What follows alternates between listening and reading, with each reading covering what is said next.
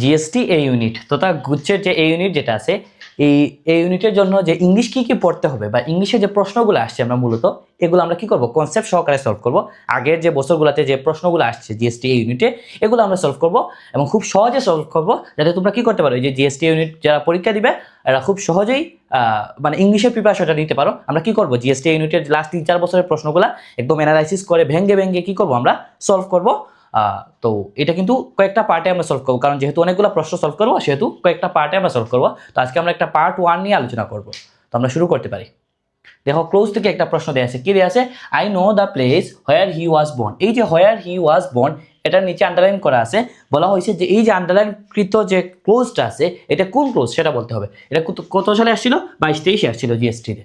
তো দেখো চারটা অপশন দেওয়া আছে, noun clause, adjective clause, adverbial close, conditional close. এই চারটা ক্লোজের নাম দেওয়া আছে এখানে। তো কোনটা সঠিক আনসার হবে? খুবই সহজ। আমি তোমাদেরকে বলছিলাম, কি বলছিলাম, তোমরা যদি ক্লোজের ক্লাসটা দেখো তাহলে আরো সহজ লাগবে। আমি এখানে জাস্ট বলে দিই, সংক্ষেপে বলে দিই এটা কি হবে। মানে আর্টিকেল আছে না, আর্টিকেল তো সবাই চিনো, এ এন দাকে আর্টিকেল বলে বা দা বা দি যেটাই বলো এটার আর্টিকেল বলে। আর্টিকেলের একটা শব্দ পরে যদি কোনো ক্লোজ থাকে ওইটা কি বলে দেবা না, ওইটা অ্যাডজেক্টিভ শেষ। আর্টিকেলের একটা শব্দ পরে যদি কোনো ক্লোজ থাকে ওইটা কি হয়ে যাবে, ওইটা অ্যাডজেক্টিভ ক্লোজ হয়ে যাবে। কারে মডিফাই করলো না, কোন পজিশনে বসতো কোন পজিশনে বসতো না, এগুলো চিন্তা করার দরকার নাই। তাহলে এটা কি বলতো, এটা অ্যাডজেক্টিভ ক্লোজ। কিভাবে বুঝলাম, কারণ এই আছে আর্টিকেল, দা তো একটা আর্টিকেল না, আর্টিকেলের পরে একটা শব্দ আছে তারপরে ওইটা আছে, তাহলে আর্টিকেলের একটা শব্দ পরে যদি কোনো ক্লোজ থাকে ওইটা কি হয়ে যায়, অ্যাডজেক্টিভ ক্লোজ হয়ে যায়। যদি এটার এক্সাম্পল দেখতে চাও, ওইটা মেবি 10টার উপরে আমি এক্সাম্পল দিয়েছিলাম ক্লাসে, তো ওই অ্যাডজেক্টিভের ক্লোজের যে ক্লাসটা আছে ওইটা দেখে নিবা, তাহলে আরো ক্লিয়ার হবে। তাহলে এটা কি হয়ে যাবে, অ্যাডজেক্টিভ ক্লোজ হয়ে যাবে। তো তোমাদের মাথায় প্রশ্ন আসতে পারে যে আর্টিকেলের একটা শব্দ পরে অ্যাডজেক্টিভ ক্লোজ হয়ে যায় বা অ্যাডজেক্টিভ ফ্রেজ হয়ে যায়, এটা এত সহজে কিভাবে মানে চিনবো বা এটা এত ইজিলি কিভাবে মনে রাখবো। তো ব্যাপারটা হইতেছে আর্টিকেলের পরে কি বসে, নাউন বসে। তাহলে এটা নাউন, প্লেস তো একটা নাউন না, নাউন। আর নাউনের পরে কি বসে, অ্যাডজেক্টিভ ফ্রেজ কিংবা অ্যাডজেক্টিভ ক্লোজ বসে। ফ্রেজ হইলে ফ্রেজ আর ক্লোজ হইলে ক্লোজ, শেষ, মানে অ্যাডজেক্টিভ ফ্রেজ কিংবা অ্যাডজেক্টিভ ক্লোজ। যেহেতু এটা ক্লোজ এই জন্য কি বললাম, এটা অ্যাডজেক্টিভ ক্লোজ বললাম। যদি ফ্রেজ হইতো তাহলে কি বলতাম, অ্যাডজেক্টিভ ফ্রেজ বলতাম। তাহলে কি শিখলাম, আর্টিকেলের একটা শব্দ পরে যদি কোনো ফ্রেজ বা ক্লোজ থাকে তাহলে ওইটাকে কি বলবো আমরা, অ্যাডজেক্টিভ ফ্রেজ কিংবা অ্যাডজেক্টিভ ক্লোজ বলবো। ক্লোজ হলে ক্লোজ, ফ্রেজ হইলে ফ্রেজ। তার মানে সঠিক আনসার কোনটা হবে, এই অ্যাডজেক্টিভ ক্লোজটা হবে আমাদের সঠিক আনসার। দেখো আমরা কত ইজিলি সলভ করছি। তারপর দেখো কি দিয়ে আছে, the colour of his eyes, এখানে কি হবে, ইজ হবে নাকি আর হবে নাকি ওয়ার হবে নাকি বিং হবে, ব্লু হবে। তো এটার অর্থ কি, এটার অর্থ হচ্ছে যে তার চোখের কালারটা হচ্ছে কি, ব্লু। তো দেখো এখানে আইজ আছে, তার মানে কি ওইটা প্লুরাল, যেহেতু প্লুরাল তার মানে ভার্বটাও কি হবে, প্লুরাল হবে। তাহলে কি দিয়ে দিব, এখানে আর দিয়ে দিব, তাই নাকি না, এখানে আর দিলে কি হবে, ভুল হবে। কেন ভুল হবে, দেখো এটা দুইভাবে চিন্তা করা যায়, এই সঠিক আনসারটা দুইভাবে চিন্তা করা যায় বা এটা সলভ করা যায় দুইভাবে। কিভাবে, দেখো এটা অর্থ দিয়ে সলভ করা যায় কিভাবে, the colour of his eyes, মানে তার চোখের কালারটা হচ্ছে কি, ব্লু। তাহলে এই যে ব্লু, কি ব্লু, ওর চোখ ব্লু নাকি চোখের কালারটা ব্লু, চোখের কালারটা ব্লু, তার মানে কালারটা হচ্ছে সাবজেক্ট। তাহলে কালার অনুযায়ী কি করবো, ভার্ব বসাবো। এবং বলতো কালার অনুযায়ী ভার্ব বসালে কি হবে, সিঙ্গুলার হবে, তাহলে ইজ হবে। এটা এইভাবে ধরা যায়। অন্যভাবে কিভাবে বোঝা যায়, দেখো এই যে প্রিপোজিশন আছে না, মানে আবার প্রিপোজিশনের পূর্বেরটা অনুযায়ী সাবজেক্ট, মানে প্রিপোজিশনের পূর্বটা অনুযায়ী কি করবো আমরা, ভার্ব বসাবো। তার মানে প্রিপোজিশনের পূর্বে কি আছে, প্রিপোজিশনের পরে আছে কিন্তু আইস অনুযায়ী চিন্তা করলে কি হবে, এখানে ভার্বটা প্লুরাল হবে। কিন্তু প্রিপোজিশনেরটা পূর্বের যে ওয়ার্ডটা আছে, মানে কালার যে ওয়ার্ডটা আছে, এটা অনুযায়ী যদি চিন্তা করি তাহলে কি হবে, ভার্বটা সিঙ্গুলার হবে। তার মানে ইজটা হবে আমাদের সঠিক আনসার। তাহলে আমি কিন্তু দুইভাবে সলভ করছি। কিভাবে, দেখো এটা অর্থ দিয়ে সলভ করা যায়। এই যে ব্লু, মানে কি ব্লু, আইস ব্লু নাকি আইসের কালার ব্লু, কালার ব্লু বলে একটু ব্যাপারটা সুন্দর হয়। তাহলে তার মানে ব্যাপারটা হচ্ছে এই কালারটা হচ্ছে মূল শব্দ, এভাবে বলতে পারে। যেহেতু কালার মূল শব্দ তাহলে ওইটা অনুযায়ী ভার্ব বসাবো। তাহলে কালার যেহেতু সিঙ্গুলার তার মানে ভার্বটাও কি হবে, সিঙ্গুলার হবে। তার মানে ইজ হবে আমাদের সঠিক আনসার। এইভাবে একটা আরেকটা কি, এই যে প্রিপোজিশনের পূর্বেরটা বেশি প্রায়োরিটি দিব, বা প্রিপোজিশনের পূর্বে যেটা আছে ওইটা অনুযায়ী কি করবো, ভার্ব বসাবো। তাহলে কালার অনুযায়ী যদি ভার্ব বসাই তাহলে কি হবে, ভার্বটা হবে সিঙ্গুলার, ইজ হবে আমাদের সঠিক আনসার। তো দেখো এটা এই প্রশ্নটা আরেকটা সলভ করতে পারি, এরকম একটা প্রশ্ন, তাহলে ব্যাপারটা তোমাদের জন্য আরো ইজি হয়ে যাবে। যেমন দ্য পিপল অফ বাংলাদেশ, মানে বিডি মানে বাংলাদেশ, ইজ নাকি আর হবে পুয়ার, বলো তো, ইজ নাকি আর হবে poor. The people of Bangladesh is নাকি আর হবে, পুয়ার হবে। তো দেখো the people of Bangladesh, Bangladesh অনুযায়ী চিন্তা করলে কি হয়, বাংলাদেশ তো একটা সিঙ্গুলার, তার মানে তো ইজ হবে।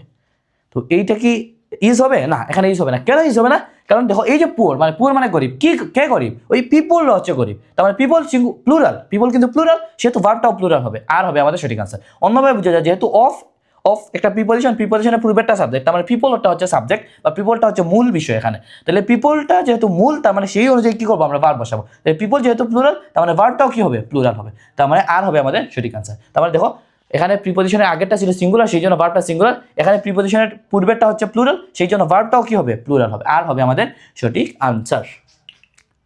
তারপর দেখো কি দিয়ে আছে, he never comes first because he hardly works hard. এই যে হার্ড শব্দটা, এই হার্ড শব্দটা কোন পার্টস অফ স্পিচ সেটা আমাদেরকে বলতে হবে। এটা কবে আসছিল, জিএসটি 23-24 আসছিল। তো দেখো এই হার্ডটা কি, আমরা কি করতে পারি, প্রশ্নগুলো অ্যানালাইসিস, অপশনগুলো অ্যানালাইসিস করতে পারি কিভাবে। দেখো এই হার্ডটা কি অ্যাডজেক্টিভ হতে পারে, প্রথম প্রশ্ন। অ্যাডজেক্টিভ হতে পারবে না, কেন হতে পারবে না, কারণ সাধারণত অ্যাডজেক্টিভ কই বসে, নাউনের পূর্বে বসে। এটা কি নাউনের পূর্বে বসে নাই, তার মানে এটা কি অ্যাডজেক্টিভ হতে পারবে, হতে পারবে না। একটা অপশন বাদ দিলাম। এভাবে চিন্তা করবো, সমস্যা কি আমরা, এটা কি ভার্ব হবে, হার্ড শব্দটা ভার্ব, মানে এটা কি কাজ টাজ বুঝাইতেছি কিছু না, না, তাইলে এটা ভার্ব হওয়ার পসিবিলিটি নাই। তার মানে আমরা কিন্তু হয় প্রনাউন হবে, তো কি হবে অ্যাডভার্ব হবে। এখন দেখো তো এটা কি নামের পরিবর্তে বসছে, এটা কি কোনোভাবে নাউনে বুঝাইতেছে হার্ড মানে, না না, তাহলে এটা কি প্রনাউন হতে পারবে না, হতে পারবে না। তাহলে সঠিক আনসার কোনটা, অ্যাডভার্ব। দেখো আমরা কিন্তু কি করতে পারতেছি, মানে বাদ দিয়ে দিয়ে কি করতে পারতেছি, সঠিক আনসার বের করতে পারতেছি। কত সহজ একটা টেকনিক না। তো তো এটা যে অ্যাডভার্ব কিভাবে বুঝতে পারি, দেখো এই যে হার্ড, ওয়ার্কস হার্ড মানে কি, মানে কঠোর পরিশ্রম। তাহলে এই হার্ড মানে কি, মানে কঠোর বোঝায়, কি কঠোর, ওই ওয়ার্কসটা হচ্ছে হার্ড, এটাই বুঝাইতেছে। এই হার্ড দ্বারা কি হার্ড, ওই ওয়ার্কসটা হচ্ছে হার্ড। তার মানে দেখো এই যে হার্ড শব্দটা কি করতেছে, এই ওয়ার্কস মানে যে ভার্বটা আছে, ওয়ার্কস কিন্তু ভার্ব এখানে, তো এই ভার্ব সম্পর্কে তথ্য দিতেছে। তাহলে ভার্ব সম্পর্কে কে তথ্য দেয়, অ্যাডভার্ব, তাহলে অ্যাডভার্ব হয়ে যাবে। মানে একবার এই যে তথ্য দেয়া, এটাই হচ্ছে মডিফাই করা, এটাকে বলা হয় মডিফাই করা। তার মানে এই কি করতেছে, এই ভার্বকে মডিফাই করতেছে এই অ্যাডভার্বটা, এভাবে বলতে পারে। তার মানে ভার্বকে শুধুমাত্র অ্যাডভার্ব মডিফাই করতে পারে, তার মানে এই হার্ডটা কি হয়ে যাবে, অ্যাডভার্ব হয়ে যাবে। তাছাড়াও সাধারণত কি হয়, ভার্বের পরে অ্যাডভার্ব বসতে পারে, যেমন he works slowly, he works quickly. এই যে ভার্বের পরে কি দেখবা সাধারণত কি বসতে পারে, অ্যাডভার্ব বসতে পারে। এখানে এটা যেহেতু ভার্ব, তাহলে ভার্বের পরে কি বসতে পারে, অ্যাডভার্ব বসতে পারে। তাহলে দেখো আমরা কতভাবে বুঝলাম, এই হার্ড মানে কি, ওই ওয়ার্কসটা হচ্ছে হার্ড, মানে কঠোর পরিশ্রম। তাহলে এই যে কাজের পরিমাণটা বা এই কাজটা হচ্ছে কঠোর, এটা বোঝানোর চেষ্টা করতেছে। যেহেতু ভার্ব সম্পর্কে তথ্য দিতেছে, এটা কিন্তু একটা ভার্ব, তাহলে ভার্ব সম্পর্কে তথ্য দেখে অ্যাডভার্ব, সেই জন্য এই হার্ড শব্দটা কি হয়ে যাবে, অ্যাডভার্ব হয়ে যাবে। এটা আশা করি বুঝতে অসুবিধা নাই। মনে রাখবা নাউন প্রনাউনকে মডিফাই করে অ্যাডজেক্টিভ, আর বাকি যে 6টা প্রকার পার্টস অফ স্পিচ আছে, এই 6টা প্রকারের পার্টস অফ স্পিচকে কে মডিফাই করতে পারে, অ্যাডভার্ব মডিফাই করতে পারে। এমনকি অ্যাডভার্বকে মডিফাই করতে পারে। আমি আরেকটা মানে সমস্যা না, আমি এক্সাম্পল দিব পরবর্তীতে, তো এটা দেখতে পারবা।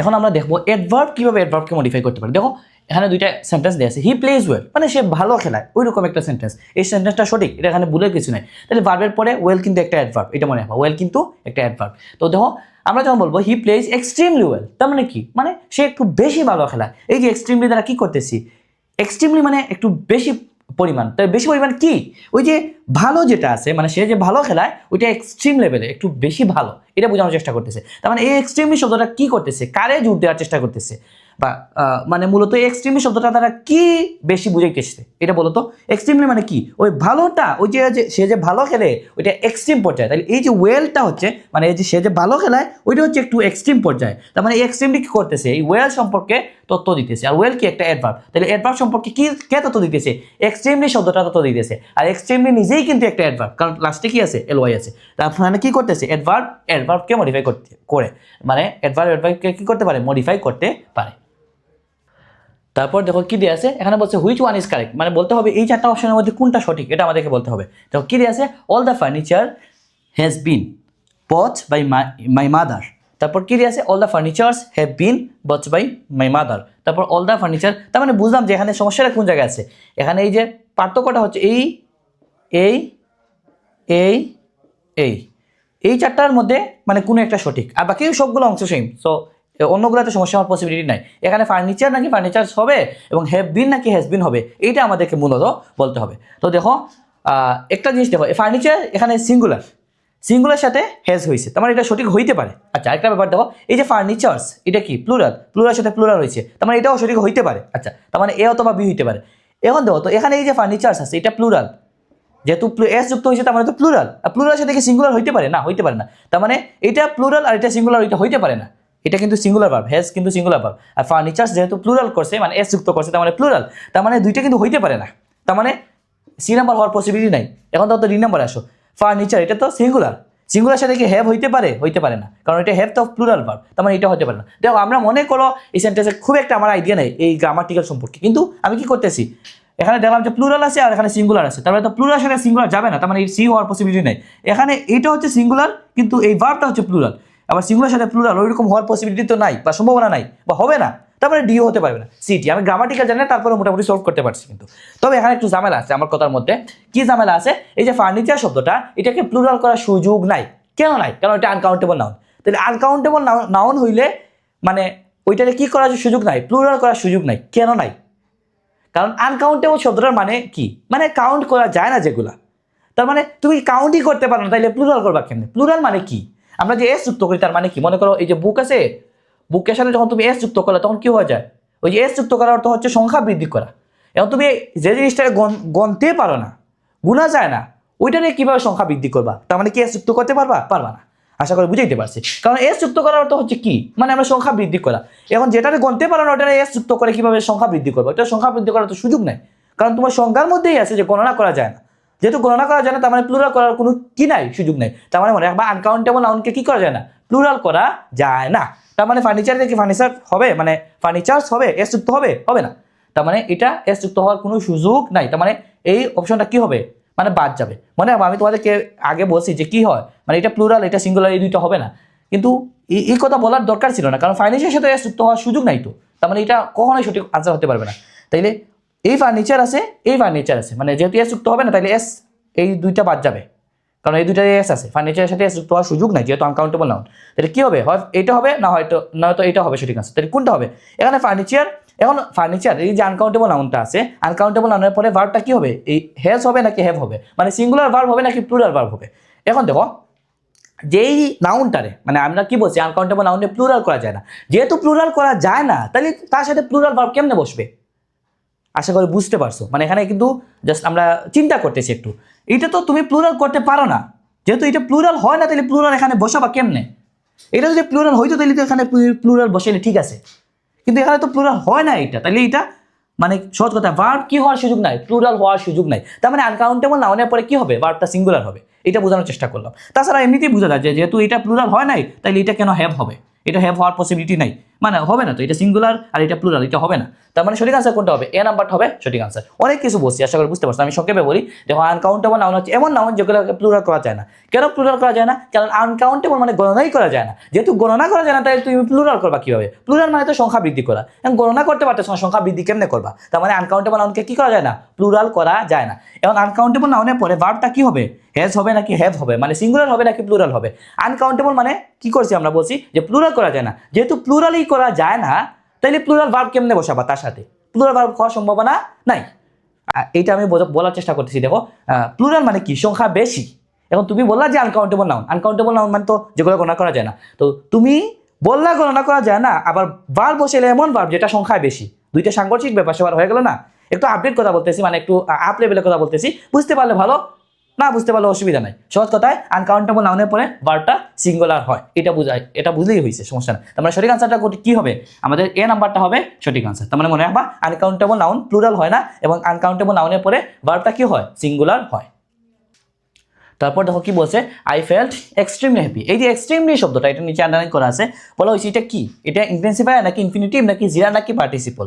তো দেখো ইনফিনিটিভ মানে কি, টু এর সাথে ভার্বের যখন বেস ফর্ম যুক্ত হয়, যেমন টু গো, টু ইট, এগুলো হচ্ছে ইনফিনিটিভ। তাহলে কি এটা হইতে পারবে না, ওইটা হইতে পারবে না, ইনফিনিটিভ হওয়ার পসিবিলিটি নাই। জিরান, জিরান মানে কি, ভার্বের সাথে যখন আইএনজি যুক্ত হয় তখন ওইটা জিরান হইতে পারে। তো এটা কি ভার্বের সাথে আইএনজি যুক্ত হয়েছে না, তার মানে জিরান হওয়ার পসিবিলিটি নাই। পার্টিসিপল মানে কি, পার্টিসিপল মানে সাধারণত এই প্রেজেন্ট পার্টিসিপলকেই বোঝায়, আর প্রেজেন্ট পার্টিসিপল মানে হচ্ছে আইএনজি যুক্ত ভার্ব, মানে ভার্বের সাথে আইএনজি যুক্ত ফর্ম। তাহলে এটা কি ভার্বের সাথে আইএনজি যুক্ত ফর্ম কিছু না, তাহলে এটা কি পার্টিসিপল হতে পারবে, হতে পারবে না। তার মানে সঠিক আনসার কোনটা, ইন্টেন্সিফায়ার।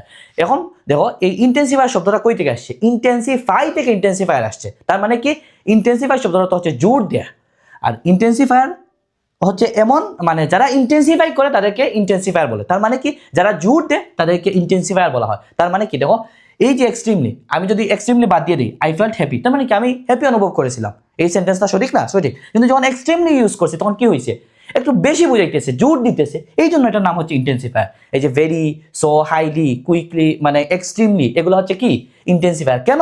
কারণ এগুলো জোর দেয়। যেমন আমি যদি বলি he is very good, he is a very good boy, he is a good boy বলে সে ভালো ছেলে, এটা সেন্টেন্স সঠিক না? সঠিক। কিন্তু যদি বলি he is a very good boy, এই ভেরি কি করতেছি, একটু জোর দিতেছি, ইন্টেন্সিফাই করতেছি, সেই জন্য এগুলোকে কি বলবো আমরা?